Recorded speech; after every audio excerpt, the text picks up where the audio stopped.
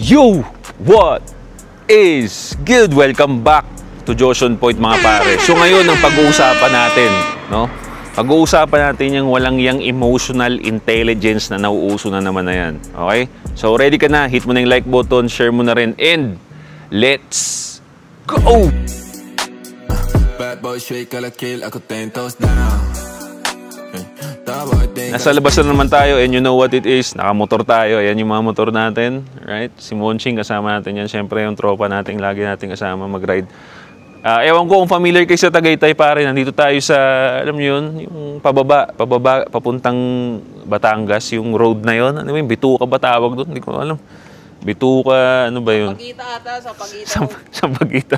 Hindi, basta yung ano, matwistis pababa, pare. So, nandito tayo. Gustong-gusto namin tumambay dito kasi kung nakikita ninyo, malamig, tapos malilim, di ba? Mapuno, nakaka-relax. So, yun, no? Pero itong pag-uusapan natin, dito nakaka-relax, Brad, no? Actually, matagal na ako nababad trip dito sa tong issue na to, no? So, tara, pag-usapan natin to. Boss Josh, meron akong red flag tingin sa akin at wala daw akong emotional intelligence. Oh, itong emotional intelligence, pare, madalas na natin itong marinig ngayon sa social media, lalong-lalo na sa TikTok. Okay? Karamihan ng mga babae, no, pinagmamalaki nila na sila daw ang merong emotional intelligence between man and a woman.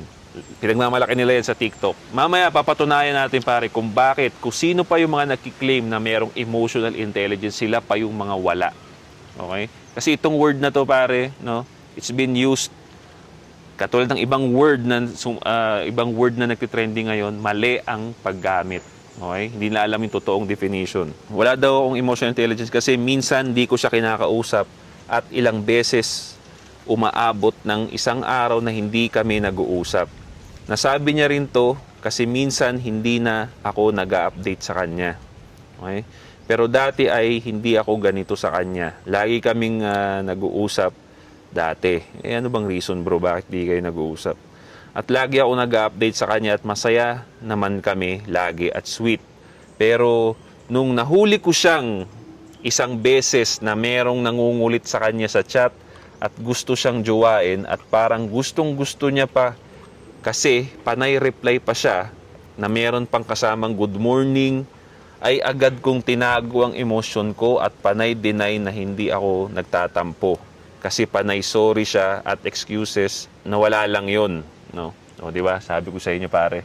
Sasabihan ka niya ng wala ang emotional intelligence kasi hindi ka nag-open up or whatsoever. Pero the main reason pala kung bakit hindi nag-open up si tropa, may hinanakit na pala. Di ba? Nahuli niyang nagchat-chat sa ibang lalaki yung jowa niya. No? Hindi naging komportable si tropa, kinall out niya, pero ang dami daw excuses. Di ba? Again, take note nyo yung emotional intelligence, bro. Take note nyo yun. Ayun, excuses na wala lang yun, sabay binlock niya. Pero nakakausap niya pa rin sa IG. Oh, iruin mo, pare. The fact na yung babae gumagawa na ng paraan para magkaroon sila ng communication, di ba? Binlock sa isang social media, tapos lumipat ng ibang social media. Gusto talaga. Gusto yun, Brad. Gusto yun, kaya nga lagi natin sinasabi na pagka once na mahuli mo na one time, no, yung isang babae mo, dispatcha mo na yan kasi lalo lang hinahanap ng rason hinahanap lang ilang way, pare, no? Hahanap lang yun ng way. So nahuli mo na one time, hindi niya binigyan ng consequences, diba? Importante ang consequences, maparamdam para malaman ng tao, ay, hindi pwede ito, diba? Pero the fact na hindi niya binigyan ng consequences, nag-stay siya sa relationship, tumahimik ka lang sa isang tabi, you're putting out a message sa babae mo na, okay lang to. No? Kahit anong gawin mo, nandito lang ako. Lalo na yung mga, assume kasi yung senaryo, bata pa malamang, di ba? For sure. Lalo na ang babae, sa batang, kasi nga, tayong lalaki, nagpipik tayo, lumalabas yung gwapo natin, yung angas natin pag tumatanda. Sa babae habang bata, di ba? So pag hindi niya pinarusahan yung, sa edad na yan, ng mga babae, malalaki talaga ulo niyan. Pag pinagbigyan mo ng ganyan, tama yung sinabi mo talagang feeling niya, she can get away with it. Talagang okay na okay, walang problema pag hindi na parusahan. ayun, napakalaking ano nun. Basta yun talaga yung tendency. Oo, Yun talaga yung tendency nung ganun. Again, that's women nature eh. Isa yan sa mga women nature na pag ang babae is young, no? Young, nandyan yung kaseksihan niya, nandyan yung freshness ng itsura nila, nandyan yung kalakihan ng ulo nila, pare. Nandyan yung kalakihan ng ulo nila. Kala niya tama lang lahat ng ginagawa niya. Kasi pag maganda ka, maraming pwedeng ilusot eh. Alam mo yun, pag chicks ka, mga lalaki, kahit bastos ang ugali mo na babae, dahil chicks ka, malaki boobs mo, papalusutin nila yung parang tatawanan ka lang kahit bastos ka na babae. Pero yun nga, so, napalibutan sila ng ganun, kaya lalaki talaga ulo nila, pre. Kumbaga maraming, anong tawag doon? Maraming loophole pag pick ka na babae. Yung marami talagang loophole. Yun, nakausap niya pa rin sa IG ay bigla na lang ako nag-iba, nawalan ako ng gana sa kanya, pero pinilit ko pa rin ibalik yung dati kong magandang paikisama sa kanya. Pero hindi siya nagbago. Madalas siyang may tinatago sa cellphone at lagi niyang pinaghihinalaan niya ako. Lagi na may babae kahit wala naman. Ito na, pare. Again, sasabihin ko sa inyo, yung mga madalas magsabi ng emotional intelligence, sila yung mga wala. Bro mo, siya na yung unang may mali, no? Ginaslight na siya. Dahil natakot na yung babae sa sarili niyang multo, takot kasi alam niya nagchichit sa pare, alam niya nagchichit sa. Ngayon dahil yung mga tao na to, takot sa sarili nilang multo, bibintangan nila ngayon yung partner nila na inosente na nagchichit na rin. Kasi usually ganun eh, mga cheater takot talaga sa sarili nilang multo, mga pare. Okay? So, the fact na ginagawa niya yon, naisip niya na rin na gagawin mo sa kanya yun, pare. Ayan. At panay ang my day niya na kahina-hinala. At one time may nakita ako sa TikTok na kasama niya yung kaibigan niya at nakadikit yung ulo sa balikat niya ng nakaharap sa liig habang nagti-TikTok. Pero di ko sure kung meron na nga bang something sa kanila. Tama lang ba na iwan ko siya? Yes. Iwan mo na, pre. Ano yan? Again, yan yung consequences na kumbaga, yung paghiwalay mo sa kanya, Brad, no? It's a way for you to look for another relationship. At the same time, blessing in disguise yan sa babae na maramdaman niya habang bata na hindi pwede. No? Hindi pwede yung mga ganyang ugali. Kaya isa yun sa mga consequences na pwede mo iparamdam sa kanya. Alisan mo agad, pare. So nakita ninyo yung napakinggan ninyo yung storya ni pare. Do you think, mga bro, by definition, sige, define natin yung emotional intelligence, mga bro. Search natin dito, on the spot na to. Emotional intelligence meaning, the capacity to be aware, okay? The capacity to be aware of, control, and express one's emotion and to handle interpersonal relationship. Nakita nyo ba? To handle interpersonal relationship judiciously and empathetically. Diba? Empathetically. Nandun yung word. By that definition, pare, meron bang emotional intelligence yung babae na nagsasabi na walang emotional intelligence yung boyfriend niya? Wala. Okay? And yan ang karamihan ng babae na nagkiklaim na meron silang emotional intelligence. Actually, bro, by the definition of emotional intelligence, kung makikita ninyo, aware of control and expresses one's emotion. Aware and control. Yung emotional intelligence is a new word na gawa-gawa lang. Pero ang totoo, para siyang logical pa rin yan eh. Yung pag sinabi mong emotional intelligence, you are being logical. Diba? You are being illogical, bro. Diba?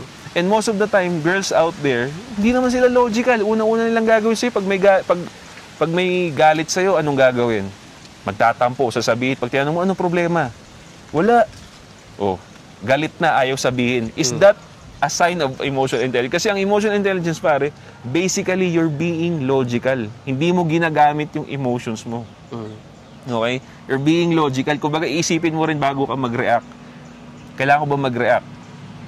Ano ba tong issue na to? Kailangan ko ba mag-react dito? Kailangan ko bang malungkot dito? Kailangan ko bang magalit dito sa issue na to? So, sabi nga judiciously, di ba? Ako sa justice ang niyan. May kumbaga, parang alam mong maging equal kayo sa relationship. May justice yung kahit tulad nung sa halimbawa na yun, puta, kakatapos silang magloko, tapos sila nagloko. Nasa na hustisya doon, puta, na naman. Diba? The fact na, well, siguro, nagets ko yung equal. Kasi nung nag-cheat siya, pinagbintangan niya nag-cheat. Yun yung ibig sabihin. Yun yung equal sa kanya. Puta, nag-cheat ako. Nag-cheat ka rin.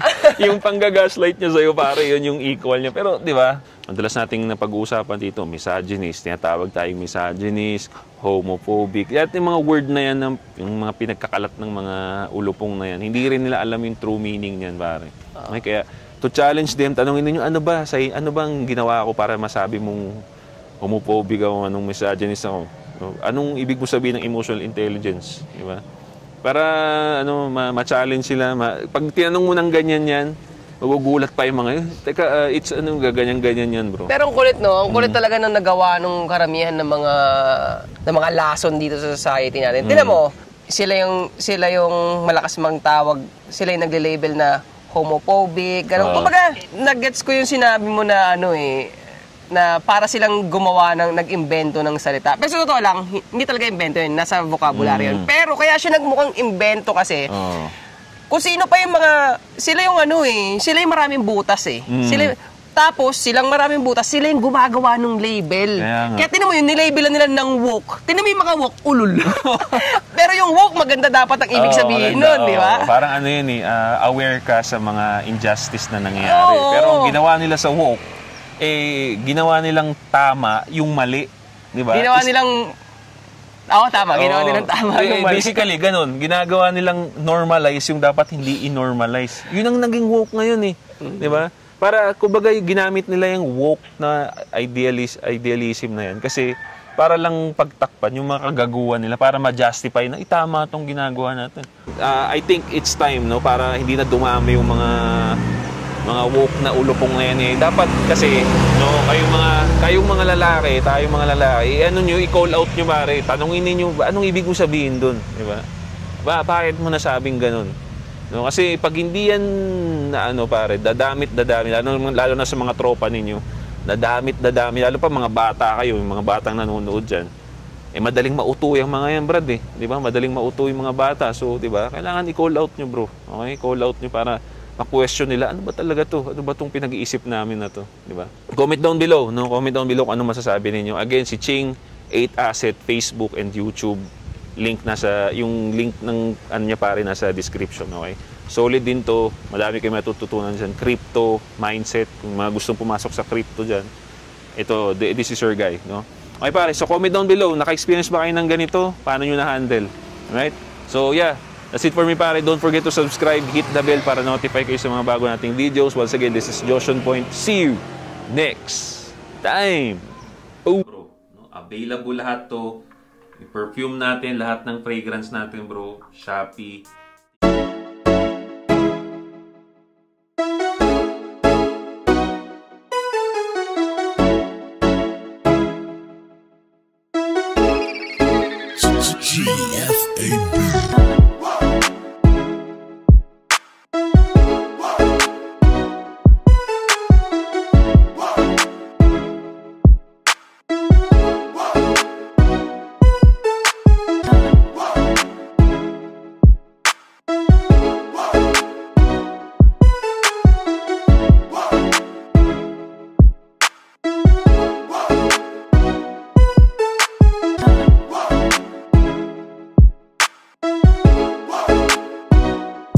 Yeah, that's it for me guys. This is Joshon Point. See you next time.